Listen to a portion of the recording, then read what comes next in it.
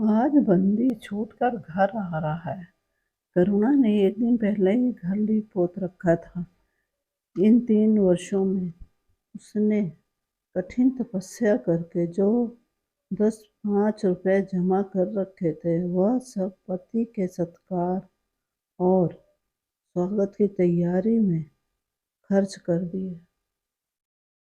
पति के लिए धोतियों का नया जोड़ा लाई थी, नए कुर्ते बनवाए थे, बच्चे के लिए नया कोट और टॉफी की आयोजना की थी। बार बार बच्चे को गले लगाती और प्रसन्न होती। अगर इस बच्चे ने सूर्य की भांति उदय होकर उसके अंधेरे जीवन को प्रदीप्त न कर दिया होता, तो कदाचित ठोकरों ने उसके जीवन का अंत कर दिया होता। पति के कारावास दंड के 3 ही महीने बाद इस बालक का जन्म हुआ। उसी का मुंह देख देख कर करुणा ने यह 3 साल काट दिए। वह सोचती, जब मैं बालक को उनके सामने ले जाऊंगी, वह कितने प्रसन्न होंगे। उसे देखकर पहले तो चकित हो जाएंगे, फिर गोद में उठा लेंगे और कहेंगे, करुणा, तुमने यह रत्न देकर मुझे निहाल कर दिया। कैद के सारे कष्ट बालक की तोतली बातों में भूल जाएंगे। उनकी एक सरल, पवित्र, मोहक दृष्टि हृदय की सारी व्यवस्थाओं को धो डालेगी। इस कल्पना का आनंद लेकर वह फूली न समाती थी। वो सोच रही थी, आदित्य के साथ बहुत से आदमी होंगे। जिस समय वह द्वार पर पहुंचेंगे, जय जयकार की ध्वनि से आकाश गूंज उठेगा। वह कितना स्वर्गीय दृश्य होगा। उन आदमियों के बैठने के लिए करुणा ने एक फटा सा टाट बिछा दिया था। कुछ पान बना लिए थे और बार बार आशामय नेत्रों से द्वार की ओर ताकती थी। पति की वह सुंदर, उदार, तेज, पूर्ण मुद्रा बार बार आंखों में फिर जाती थी। उनकी ये बातें बार बार याद आती थी, जो चलते समय उनके मुख से निकलती थीं। उनका वह धैर्य, वह आत्मबल, जो पुलिस के प्रहारों के सामने भी अटल रहा था। वह मुस्कुराहट, जो उस समय भी उनके अधरों पर खेल रही थी। वह आत्माभिमान, जो उस समय भी उनके मुख से टपक रहा था। क्या करुणा के हृदय से कभी विस्मृत हो सकता था? उसका स्मरण आते ही करुणा के निस्तेज मुख पर आत्मगौरव की लालिमा छा गई। यही वह अवलंब था जिसने इन 3 वर्षों की घोर यातनाओं में भी उसके हृदय को आश्वासन दिया था। कितनी ही रातें फाकों से गुजरी, बहुधा घर में दीपक जलने की नौबत में ना आती थी, पर दीनता के आंसू कभी उसकी आंखों से ना गिरे। आज उन सारी विपत्तियों का अंत हो जाएगा। पति के प्रगाढ़ आलिंगन में वह सब कुछ हंसकर झेल लेगी। वह अनंत निधि पाकर फिर उसे कोई अभिलाषा ना रहेगी। गगन पथ का चिरगामी लपका हुआ विश्राम की ओर चला जाता था, जहाँ संध्या ने सुनहरा फर्श सजाया था और उज्ज्वल पुष्पों की सेज बिछा रखी थी। उसी समय करुणा को एक आदमी लाठी टेकता आता दिखाई दिया, मानो किसी जीर्ण मनुष्य की वेदना ध्वनि हो। पग पर रुककर हंसने लगता था। उसका सिर झुका हुआ था।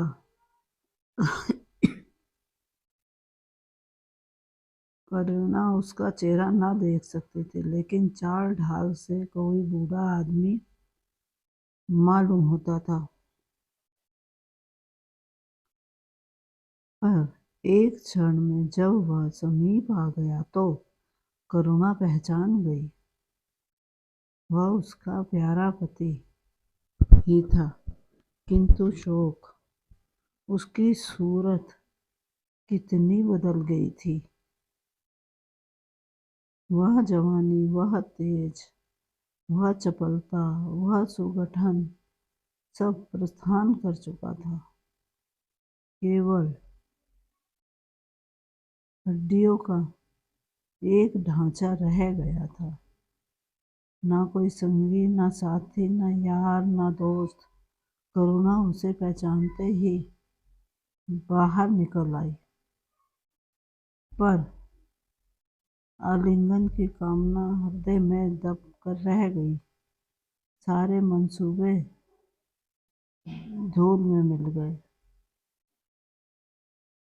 सारा मनोल्लास आंसुओं के प्रभाव में बह गया, विलीन हो गया। आदित्य ने घर में कदम रखते ही मुस्कुराकर करुणा को देखा, पर उस मुस्कान में वेदना का एक संसार भरा हुआ था। करुणा ऐसी शिथिल हो गई मानो हृदय का स्पंदन रुक गया हो।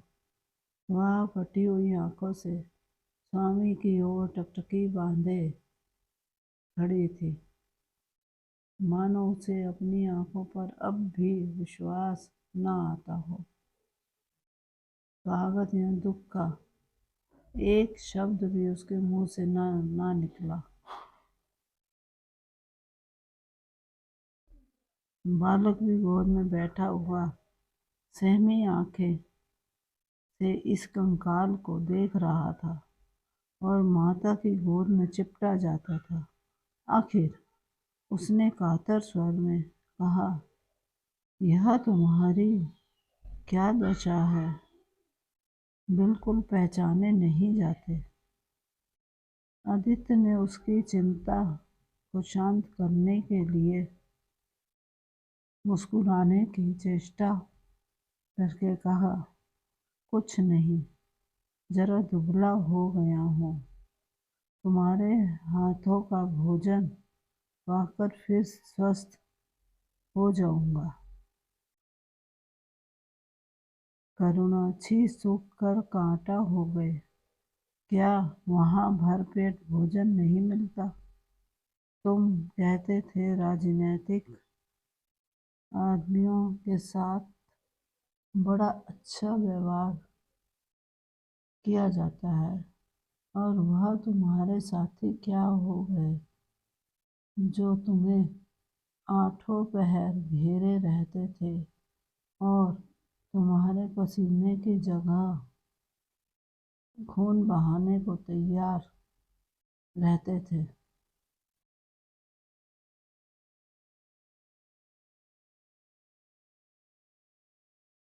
आदित्य की त्योरियों पर बल पड़ गए। बोले, यह बड़ा ही कटु अनुभव है करुणा।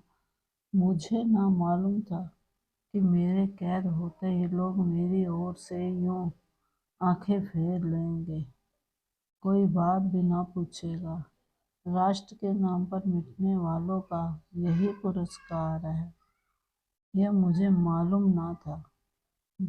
जनता अपने सेवकों को बहुत जल्द भूल जाती है, यह तो मैं जानता था, लेकिन अपने सहयोगी और सहायक इतने बेवफा होते हैं, इसका मुझे यह पहला ही अनुभव हुआ।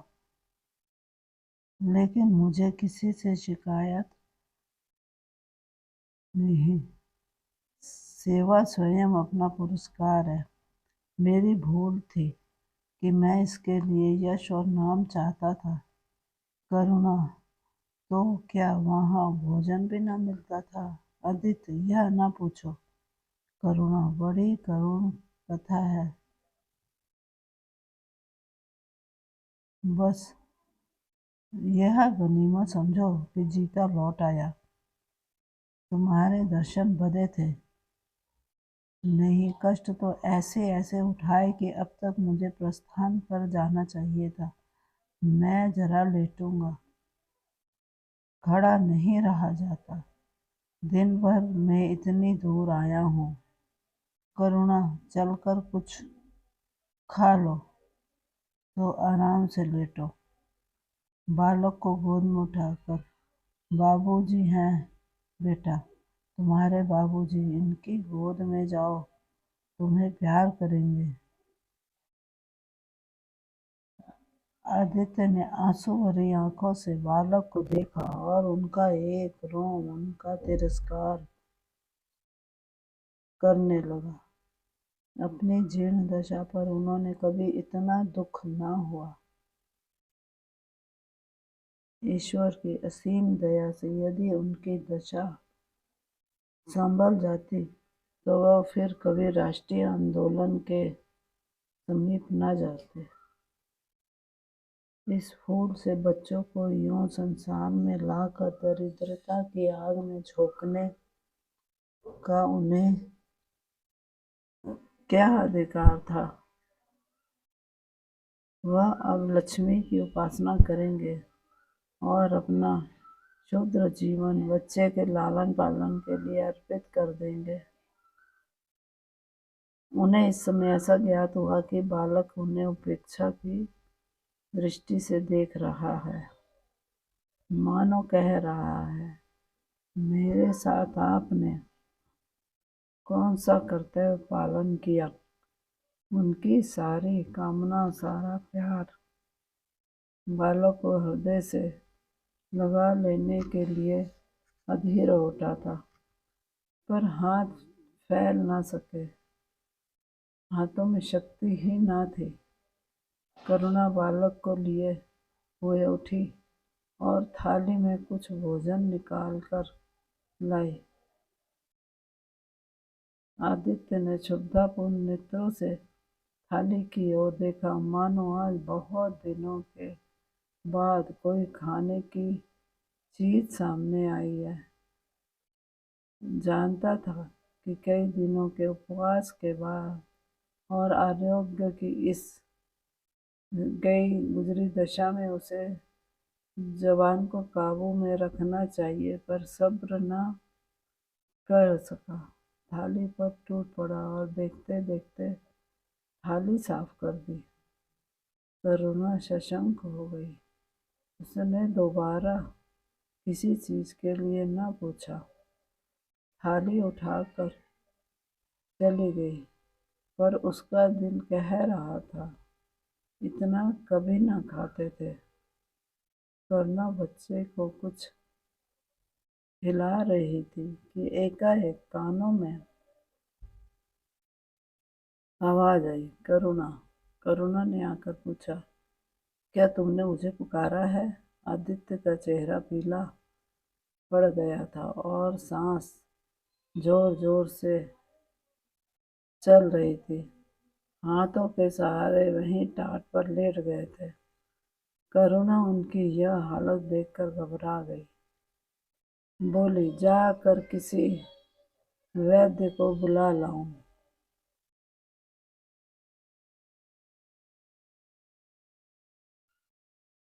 आदित्य ने हाथ के इशारे से उसे मना करके कहा, व्यर्थ है करुणा, अब तुमसे छिपाना व्यर्थ है। मुझे तपेदिक हो गया है। कई बार मरते मरते बच गया हूँ। तुम लोगों के दर्शन बदे थे, इसलिए प्राण न निकलते थे। देखो, ये रो मत। करुणा ने सिसकियों को दबाते हुए कहा, वह वैद्य को लेकर अभी आती हूँ। आदित्य ने फिर सिर हिलाया। नहीं करुणा, केवल मेरे पास बैठी रहो। अब किसी से कोई आशा नहीं है। डॉक्टरों ने जवाब दे दिया है। मुझे तो यह आश्चर्य है कि यहाँ पहुँच कैसे गया। ना जाने कौन देवी शक्ति मुझे वहाँ से खींच लाई। कदाचित यह इस बुझते हुए दीपक की अंतिम झलक थी। आहा, मैंने तुम्हारे साथ बड़ा अन्याय किया। इसका मुझे हमेशा दुख रहेगा। मैं तुम्हें कोई आराम न दे सका, तुम्हारे लिए कुछ न कर सका। केवल सुहाग का दाग लगाकर और एक बालक के पालन का भार छोड़कर चला जा रहा हूँ। आहा, करुणा ने हृदय को दृढ़ करके कहा, तुम्हें कहीं दर्द तो नहीं है? आग बना लूं? कुछ बताते क्यों नहीं? आदित्य ने करवट बदलकर कहा, कुछ करने की जरूरत नहीं प्रिय। कहीं दर्द नहीं, बस ऐसा मालूम हो रहा है कि दिल बैठा जाता है, जैसे पानी में डूबा जाता हूँ। जीवन की लीला समाप्त हो रही है। दीपक को बुझते हुए देख रहा हूँ। कह नहीं सकता कब आवाज बंद हो जाए। जो कुछ कहना है वह कह डालना चाहता हूँ, क्योंकि वह लालसा ले जाऊं। मेरे एक प्रश्न का जवाब दो भी पूछूं? करुणा के मन की सारी दुर्बलता, सारा शोक, सारी वेदना मानो लुप्त हो गई और उनकी जगह उस आत्मबल का उदय हुआ जो मृत्यु पर हंसता है और विपत्ति के सांपों से खेलता है। रत्न जटित मखमली म्यान में जैसे तेज तलवार छिपी रहती है, जल के कोमल प्रभाव में जैसे असीम शक्ति छिपी रहती है, वैसे ही रमणी का कोमल हृदय साहस और धैर्य को अपनी गोद में छिपाए रहता है। क्रोध जैसे तलवार को बाहर खींच लेता है। विज्ञान जैसे जल शक्ति का उद्घाटन कर लेता है, वैसे ही प्रेम रमणी के साहस और धैर्य को प्रदीप्त कर देता है। करुणा ने पति के सिर पर हाथ रखते हुए कहा, पूछते क्यों नहीं प्यारे? आदित्य ने करुणा के हाथों के कोमल स्पर्श का अनुभव करते हुए कहा, तुम्हारे विचार में मेरा जीवन कैसा था? बधाई के योग्य? देखो, तुमने मुझसे कभी पर्दा नहीं रखा। इस समय भी स्पष्ट कहना, तुम्हारे विचार में मुझे अपने जीवन पर हंसना चाहिए या रोना चाहिए? करुणा ने उल्लास के साथ कहा, यह प्रश्न क्यों करते हो प्रियतम? क्या मैंने तुम्हारी उपेक्षा कभी की है? तुम्हारा जीवन देवताओं का सा जीवन था, निस्वार्थ, निर्लिप्त और आदर्श। विघ्न बाधाओं से तंग आकर मैंने तुम्हें कितनी ही बार संसार की ओर खींचने की चेष्टा की है, पर उस समय भी मैं मन में जानती थी कि मैं तुम्हें ऊंचे आसन से गिरा रही हूँ। अगर तुम माया मोह में फंसे होते तो कदाचित मेरे मन को अधिक संतोष होता, लेकिन मेरी आत्मा का वह गर्व और उल्लास न होता जो इस समय हो रहा है।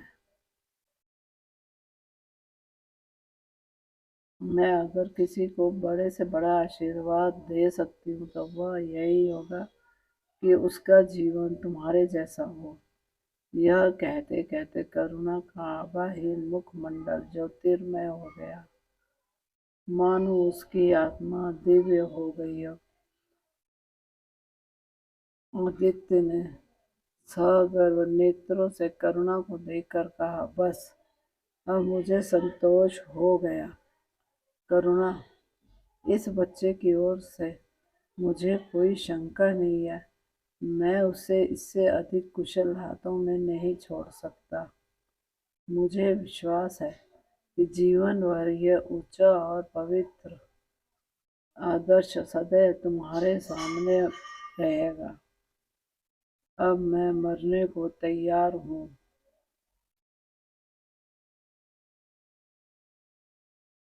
7 वर्ष बीत गए। बालक प्रकाश अब 10 साल का रूपवान, बलिष्ठ, प्रसन्नमुख कुमार था। बल का तेज, साहसी और मनस्वी। भय तो उसे छू भी ना पाया था। करुणा का संतप्त हृदय उसे देखकर शीतल हो जाता। संसार करुणा को अभागनी और दीन समझे, वह कभी भाग्य का रोना नहीं रोती। उसने उन आभूषणों को बेच डाला जो पति के जीवन में उसे प्राणों से प्रिय थे, और उस धन से कुछ गायें और भैंसें मोल ले ली। वह कृषक की बेटी थी और गोपालन उसके लिए कोई नया व्यवसाय न था। इसी को उसने अपनी जीविका का साधन बनाया। विशुद्ध दूध कहाँ मयस्सर होता है, सब दूध हाथों हाथ बिक जाता। करुणा को रात से पहर तक काम में लगा रहना पड़ता था, पर वह प्रसन्न थी। उसके मुख पर निराशा या दीनता की छाया नहीं, संकल्प और साहस का तेज है। उसके एक एक अंग से आत्मगौरव की ज्योति सी निकल रही है। आंखों में एक दिव्य प्रकाश है, गंभीर, अथाह और असीम। सारी वेदनाएं, वैधव्य का शोक और विधि का निर्मम प्रहार, सब उस प्रकाश की गहराई में विलीन हो गया है। प्रकाश पर वह जान देती है। उसका आनंद, उसकी अभिलाषा, उसका संसार, उसका स्वर्ग सब प्रकाश पर न्योछावर है। पर यह मजाल नहीं कि प्रकाश कोई शरारत करे और करुणा आंखें बंद कर ले। नहीं, वह उसके चरित्र की बड़ी कठोरता से देखभाल करती है। वह प्रकाश की माँ नहीं, माँ बाप दोनों है। उसके पुत्र स्नेह में माता की ममता के साथ पिता की कठोरता भी मिली हुई है। पति के अंतिम शब्द अभी तक उसके कानों में गूंज रहे हैं।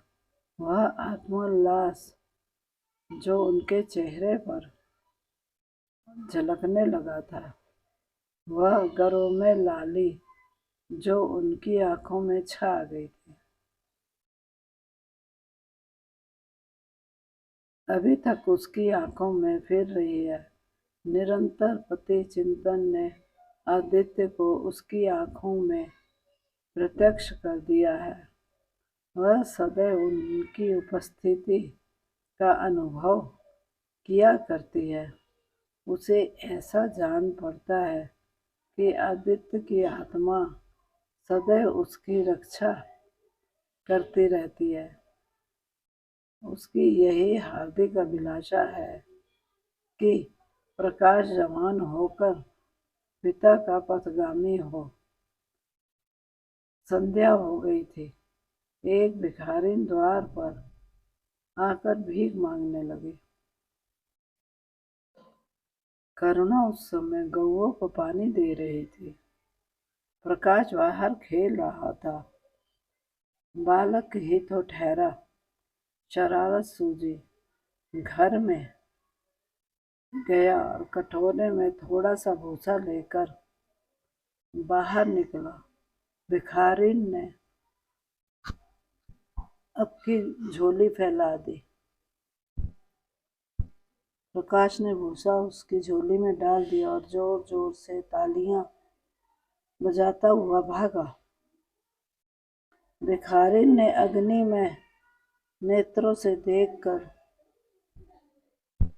कहा, वाह रे लाडले, मुझसे हंसी करने चला है। यही माँ बाप ने सिखाया है। तब तो खूब कुल का नाम जगाओगे। करुणा उसकी बोली सुनकर बाहर निकल आई और पूछा, क्या है माता, किसे कह रही हो? भिखारी ने प्रकाश की तरफ इशारा करके कहा, वह तुम्हारा लड़का है ना, देखो कटोरे में भूसा भरकर मेरी झोली में डाल गया है। चुटकी भर आटा था, वह भी मिट्टी में मिल गया। कोई इस तरह दुखियों को सताता है। सबके दिन एक से नहीं रहते। आदमी को घमंड न करना चाहिए।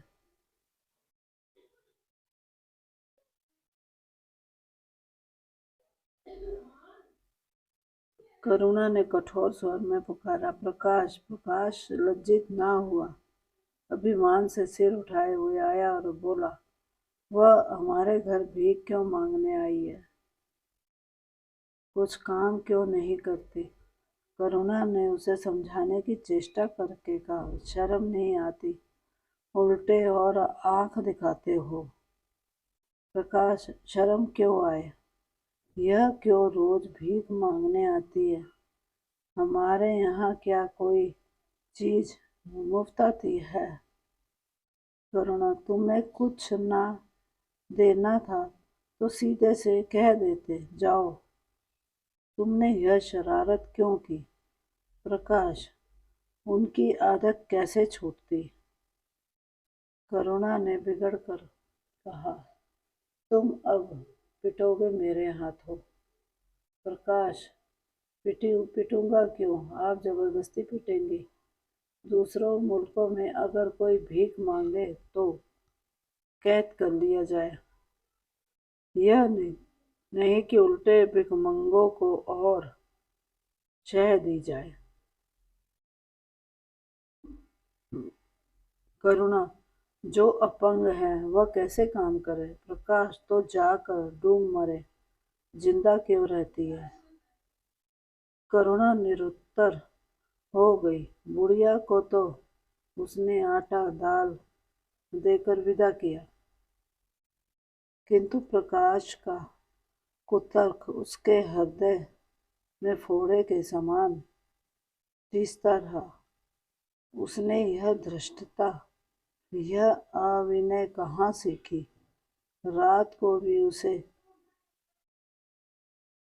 बार बार यही ख्याल सताता रहा।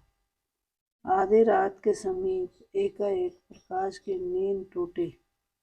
लालटेन जल रही है और करुणा बैठी रो रही है। उठ बैठा और बोला, अम्मा, अभी तक तुम सोई नहीं? करुणा ने मुंह फेर कर कहा, नींद नहीं आई। तुम कैसे जग गए? प्यास तो नहीं लगी है? प्रकाश, नहीं अम्मा, न जाने क्यों आँख खुल गई। मुझसे आज बड़ा अपराध हुआ है अम्मा। करुणा ने उसके मुख की ओर स्नेह के नेत्रों से देखा। काश, मैंने आज बुढ़िया के साथ बड़ी नटखट की। मुझे क्षमा करो, फिर कभी ऐसी शरारत न करूँगा। यह कहकर रोने लगा। करुणा ने स्नेह हार धोकर उसे गले लगा लिया और उसके कपोलों का चुंबन करके बोली, बेटा, मुझे खुश करने के लिए यह कह रहे हो या तुम्हारे मन में सचमुच पछतावा हो रहा है? प्रकाश ने सिसकते हुए कहा, नहीं अम्मा, मुझे दिल से अफसोस हो रहा है। अब कि वह बुढ़िया आएगी तो मैं उसे बहुत से पैसे दूंगा। करुणा का हृदय मतवाला हो गया। ऐसा जान पड़ा आदित्य सामने खड़े बच्चे को आशीर्वाद दे रहे हैं और कह रहे हैं कि करुणा छोड़ मत कर, प्रकाश अपने पिता का नाम रोशन करेगा, तेरी संपूर्ण कामना पूरी हो जाएगी।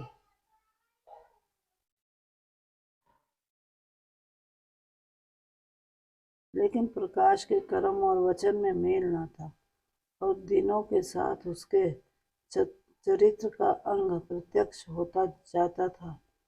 जयहीन थाई विश्वविद्यालय से उसे वजीफे मिलते थे। करुणा भी उसकी यथेष्ट सहायता करती थी, फिर भी उसका खर्च पूरा न पड़ता था। वह मितव्यता और सरल जीवन पर विद्वता से भरे हुए व्याख्यान दे सकता था, पर उसका रहन सहन फैशन के अंधभक्तों से ज्यों भर घटकर ना था। प्रदर्शन की धुन उसे हमेशा सवार रहती थी।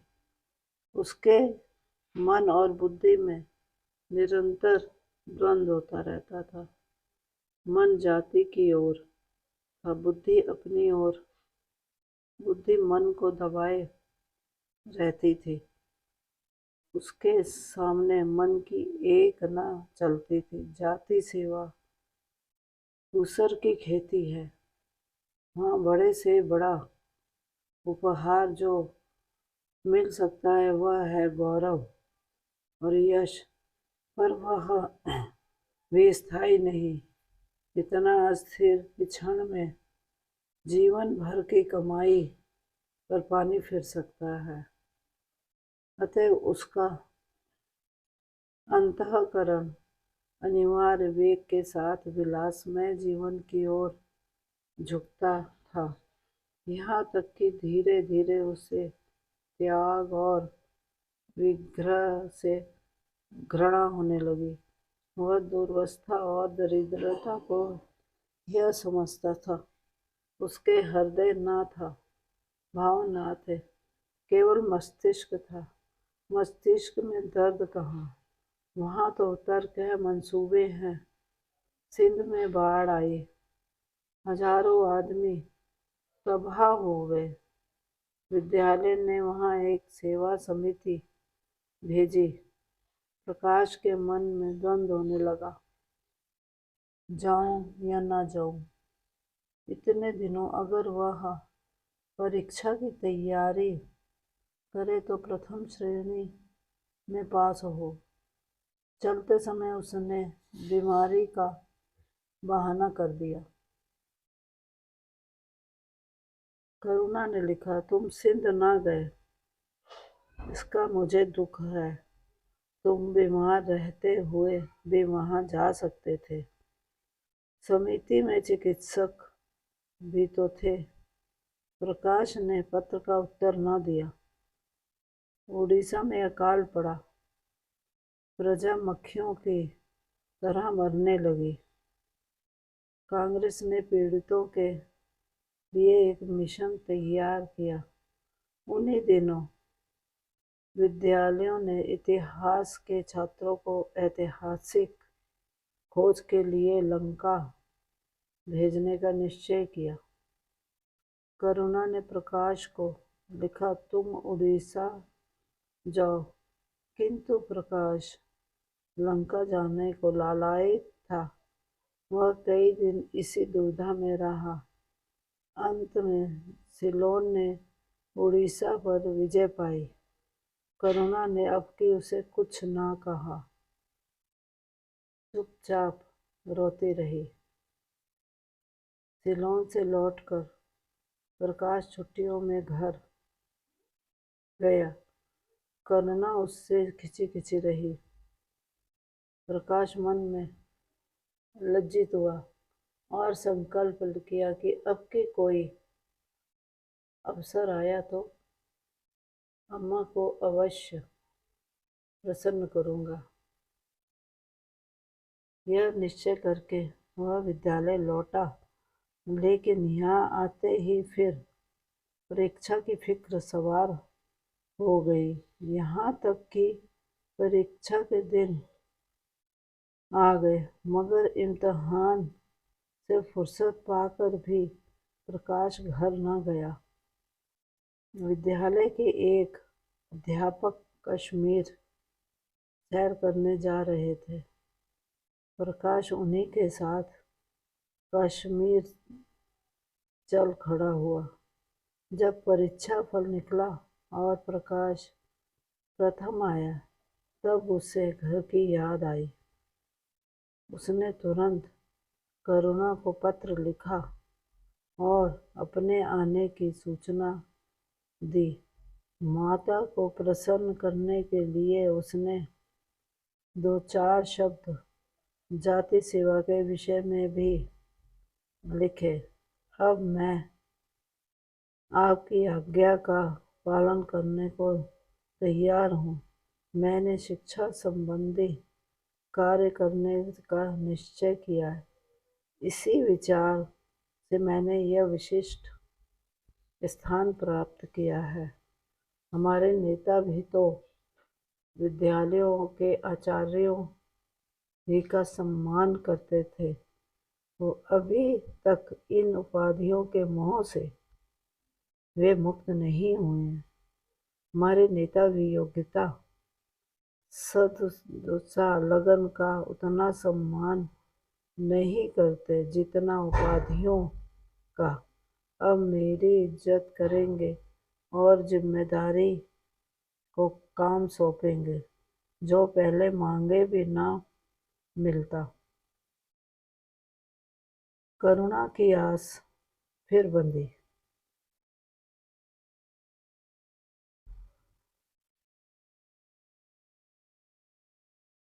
विद्यालय खुलते ही प्रकाश के नाम रजिस्ट्रार का पत्र पहुंचा। उन्होंने प्रकाश का इंग्लैंड जाकर विद्याभ्यास करने के लिए सरकारी वजीफे की मंजूरी की सूचना दी थी।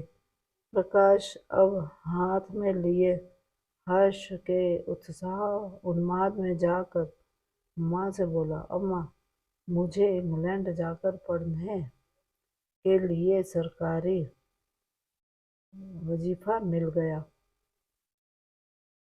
करुणा ने उदासीन भाव से पूछा, तो तुम्हारा क्या इरादा है? प्रकाश, मेरा इरादा ऐसा अवसर पाकर भला कौन छोड़ता है? करुणा, तुम तो स्वयंसेवकों में भर्ती होने जा रहे थे। प्रकाश, तो आप समझती हैं स्वयंसेवक बन जाना ही जाति सेवा है। मैं इंग्लैंड से आकर भी तो सेवा कार्य कर सकता हूँ। और अम्मा, सच पूछो तो एक मजिस्ट्रेट अपने देश का जितना उपकार कर सकता है, उतना 1000 स्वयंसेवक मिलकर भी नहीं कर सकते। मैं तो सिविल सर्विस की परीक्षा में बैठूंगा और मुझे विश्वास है कि सफल हो जाऊंगा। करुणा ने चकित होकर पूछा, तो क्या तुम मजिस्ट्रेट हो जाओगे? प्रकाश, सेवा भाव रखने वाला एक मजिस्ट्रेट कांग्रेस के 1000 सभापतियों से ज्यादा उपकार कर सकता है। अखबारों में उसकी लंबी लंबी तारीफें न छपेंगी, उसकी वक्ताओं पर तालियां न बजेंगी, जनता उसके जुलूस की गाड़ी न खींचेगी और न विद्यालय के छात्र उससे अभिनंदन पत्र देंगे। पर सच्ची सेवा मजिस्ट्रेट ही कर सकता है। करुणा ने आपत्ति के भाव से कहा, लेकिन यही मजिस्ट्रेट तो जाति के सेवकों को सजाएं देते हैं, उन पर गोलियां चलाते हैं। प्रकाश, अगर मजिस्ट्रेट के हृदय में परोपकार का भाव है तो वह नरमी से वही काम करता है जो दूसरे गोलियां चलाकर भी नहीं कर सकते। करुणा, मैं यह नहीं मानूंगी। सरकार अपने नौकरों को इतनी स्वाधीनता नहीं देती। वह एक नीति बना देती है और हर एक सरकारी नौकर को उसका पालन करना पड़ता है। सरकार की पहली नीति यह है कि वह दिन दिन अधिक संगठित और दृढ़ हो। इसके लिए स्वाधीनता के भावों का दमन करना जरूरी है। अगर कोई मजिस्ट्रेट इस नीति के विरुद्ध काम करता है तो वह मजिस्ट्रेट न रहेगा। वह हिंदुस्तानी था जिसने तुम्हारी बाबूजी को जरा सी बात पर 3 साल की सजा दे दी। इस सजा ने उनके प्राण लिए बेटा। मेरी इतनी बात मानो। सरकारी पदों पर न गिरो।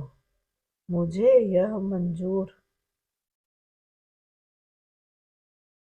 है कि तुम मोटा खाकर और मोटा पहनकर देश की कुछ सेवा करो। इसके बदले तुम हाकिम बन जाओ और शान से जीवन बिताओ। यह समझ लो, जिस दिन तुम हाकिम की कुर्सी पर बैठोगे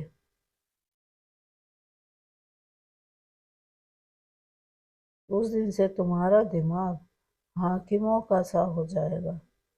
तुम यही यही चाहेंगे कि अफसरों में तुम्हारी नेक नामी और तरक्की हो। एक गंवारू मिसाल लो। जब तक मैके में लड़की कंवारी रहती है वह अपने को उसी घर की समझती है, लेकिन जिस दिन ससुराल चली जाती है वह अपने घर को दूसरों का घर समझने लगती है। माँ बाप भाई बंद सब वहीं रहते हैं, लेकिन वह घर अपना नहीं रहता। यही दुनिया का दस्तूर है। प्रकाश ने खींचकर कहा, तो क्या आप यही चाहती हैं कि मैं जिंदगी भर चारों तरफ ठोकरें खाता फिरूं? करुणा कठोर नेत्रों से देखकर बोली, अगर ठोकर खाकर आत्मा स्वाधीन रह सकती है तो मैं कहूँगी ठोकर खाना अच्छा है। प्रकाश ने निश्चयात्मक भाव से पूछा, तो आपकी यही इच्छा है? करुणा ने उससे उसी स्वर में उत्तर दिया, हाँ, मेरी यही इच्छा है। प्रकाश ने कुछ जवाब न दिया, उठकर बाहर चला गया और तुरंत रजिस्ट्रार को इनकारी पत्र लिख भेजा, मगर उसी क्षण से मानो उसके सिर पर विपत्ति ने आकर आसन जमा लिया। विरक्त और विमन अपने कमरे में पड़ा रहता, ना कहीं घूमने जाता, ना किसी से मिलता, मुंह लटकाए भीतर आता और फिर बाहर चला जाता। यहाँ तक कि महीना गुजर गया, ना चेहरे पर वह लाली रही, ना वह ओझ। आंखें अनाथों के मुख की भांति याचना से भरी हुई और होठ हंसना भूल गए, मानो उन इनकारी पत्र के साथ उसकी सारी सजीवता और चपलता, सारी सरलता विदा हो गई। करुणा उसके मनोभाव समझती थी और उसके शोक को भुलाने की चेष्टा करती थी, पर रूठे देवता प्रसन्न न होते थे। आखिर एक दिन उसने प्रकाश से कहा, बेटा, अगर तुमने विलायत जाने की ठान ली है तो चले जाओ, मना न करूंगी।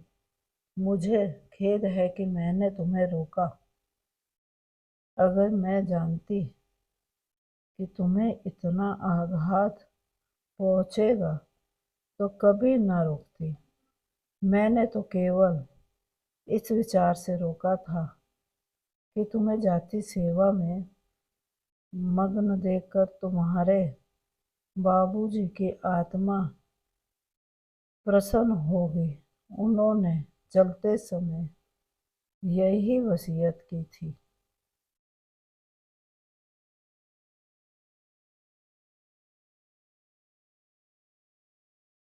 प्रकाश ने रुखाई से जवाब दिया, अब क्या जाऊंगा, इनकारी खत लिख चुका। मेरे लिए कोई अब तक बैठा थोड़े ही होगा, कोई दूसरा लड़का चुन लिया होगा, और फिर करना ही क्या है। जब आपकी मर्जी है कि गांव गांव की खाक छानता फिरे तो वही सही। करुणा का गर्व चूर चूर हो गया। इस अनुमति से उसने बाधा का काम लेना चाहा था, पर सफल न हुई। बोली, अभी कोई ना चुना गया होगा, लिख दो, मैं जाने को तैयार हूँ। प्रकाश ने झुंझलाकर कहा, अब कुछ नहीं हो सकता, लोग हंसी उड़ाएंगे। मैंने तय कर लिया है कि जीवन को आपकी इच्छा के अनुकूल बनाऊंगा। करुणा, तुमने अगर शुद्ध मन से यह इरादा किया होता तो यूं ना रहते। तुम मुझसे सत्याग्रह कर रहे हो।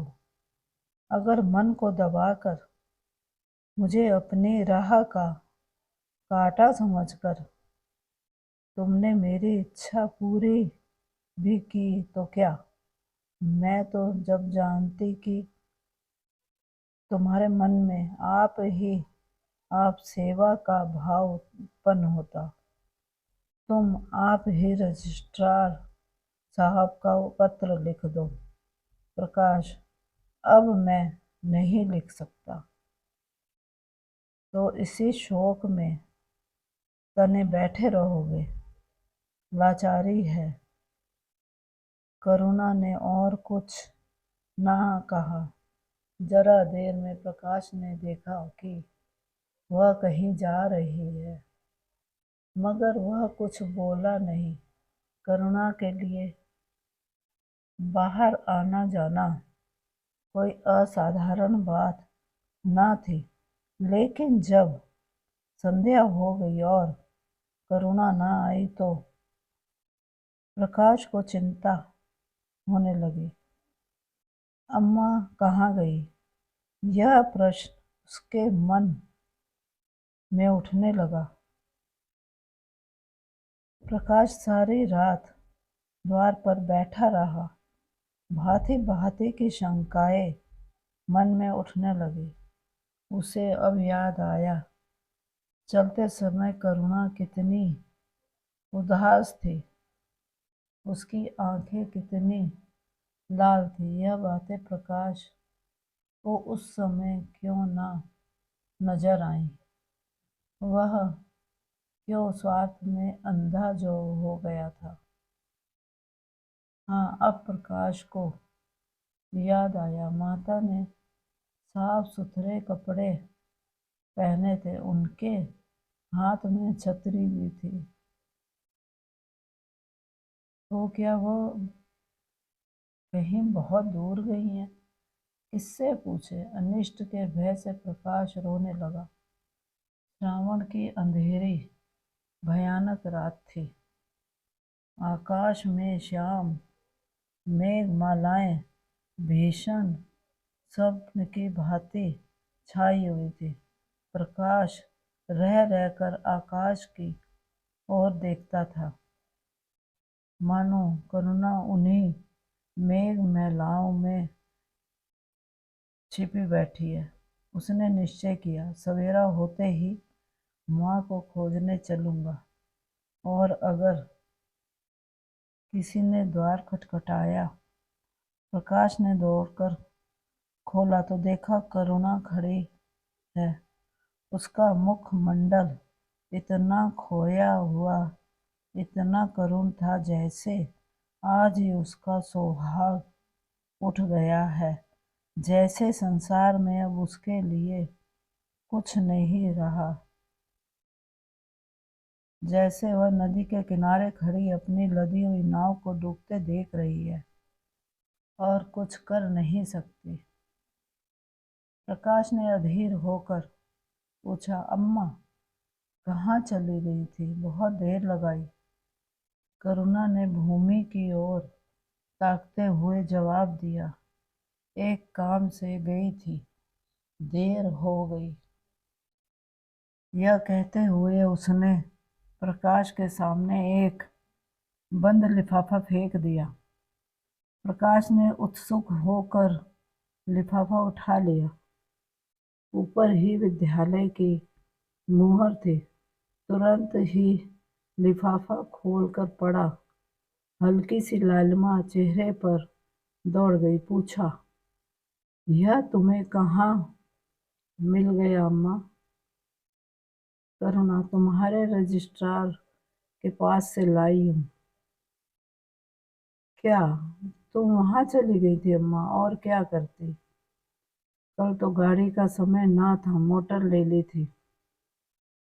प्रकाश एक क्षण तक मौन खड़ा रहा, फिर कुंठित स्वर में बोला, जब तुम्हारी इच्छा नहीं है तो मुझे क्यों भेज रही हो?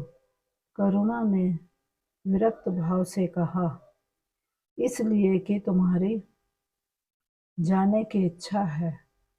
तुम्हारा यह मलिन वेश नहीं देखा जाता। अपने जीवन के 20 वर्ष तुम्हारी हित कामना पर अर्पित कर दिए। अब तुम्हारी महत्वाकांक्षा की हत्या नहीं कर सकती। तुम्हारी यात्रा सफल हो, यही हमारी हार्दिक अभिलाषा है। करुणा का कंठ रुंध गया। वह कुछ न कह सकी।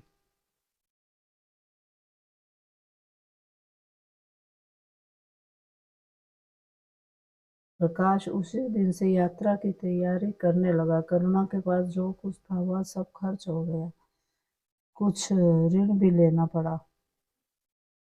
नए सूट बने, सूटकेस लिए गए। प्रकाश अपनी धुन में मस्त था। कभी किसी चीज की फरमाइश लेकर आता, कभी किसी चीज का। करुणा इस एक सप्ताह में इतनी दुर्बल हो गई है। उसके बालों पर कितनी सफेदी आ गई है, चेहरे पर कितनी झुर्रियां पड़ गई हैं। यह उसे कुछ ना नजर आता। उसकी आंखों में इंग्लैंड के दृश्य समाये हुए थे। महत्वाकांक्षा आंखों पर पर्दा डाल देती है। प्रस्थान का दिन आया।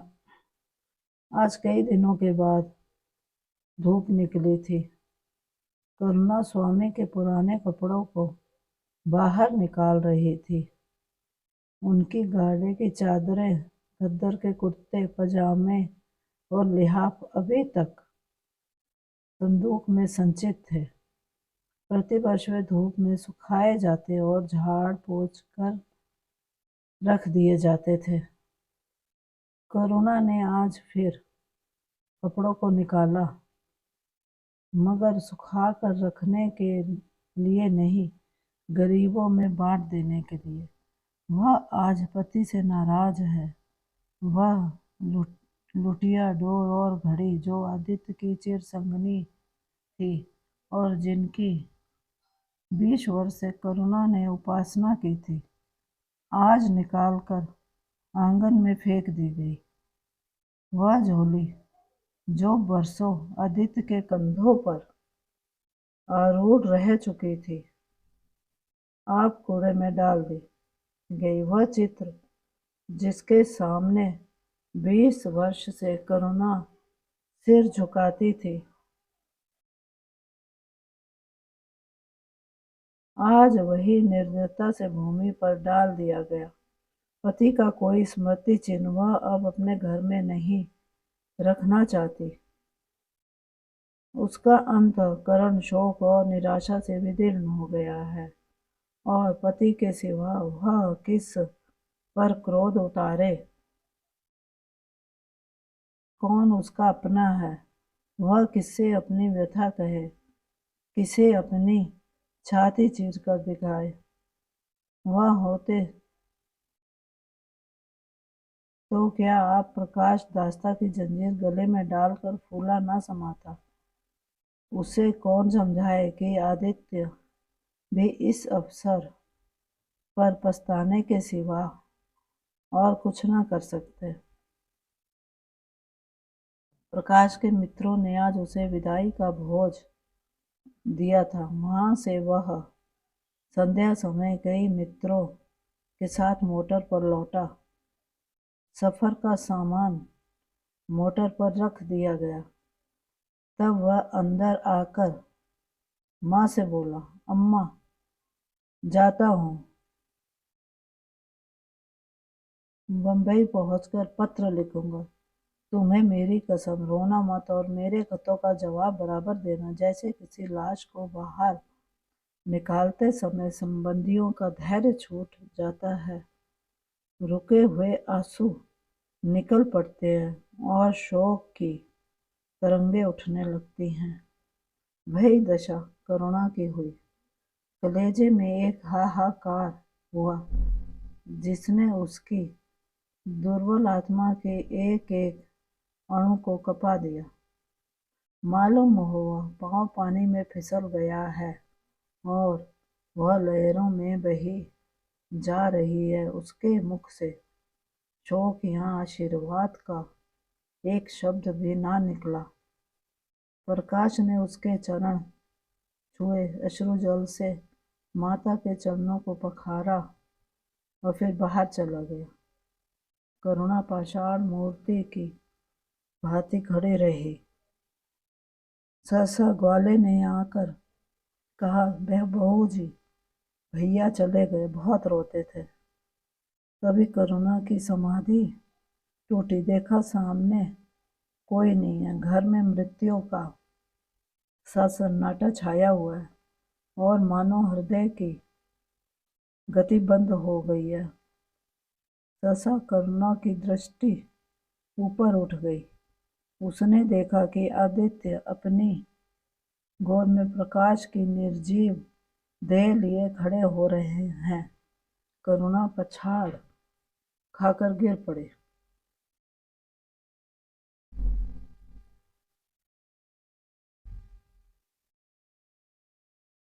करुणा जीवित थी, पर उसका संसार से उसका कोई नाता ना था। उसका छोटा सा संसार जिसे उसने अपनी कल्पनाओं के हृदय में रचा था, स्वप्न की भांति अनंत में विलीन हो गया था।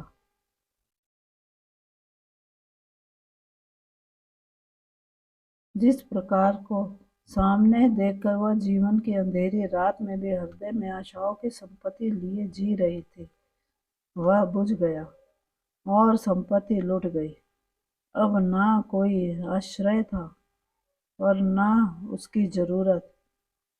जिन गऊओं को वह दोनों वक्त अपने हाथों से दाना चारा देती और सहलाती थी, वे अब खूंटे पर बंधी निराश नेत्रों से द्वार की ओर ताकती रहती थी। बछड़ों को गले लगाकर पुचकारने वाला अब कोई ना था, जिसके लिए दूध दूहे मट्ठा निकाले खाने वाला कौन था। करुणा ने अपने छोटे से संसार को अपने ही अंदर समेट लिया था, किंतु एक ही सप्ताह में करुणा के जीवन ने फिर रंग बदला। उसका छोटा सा संसार फैलते फैलते विश्वव्यापी हो गया। जिस लंगर ने नौका को तट से एक केंद्र पर बांध रखा था, वह उखड़ गया। अब नौका सागर के अशेष विस्तार में भ्रमण करेगी, चाहे वह उद्दाम तरंगों के पक्ष में ही क्यों न विलीन हो जाए।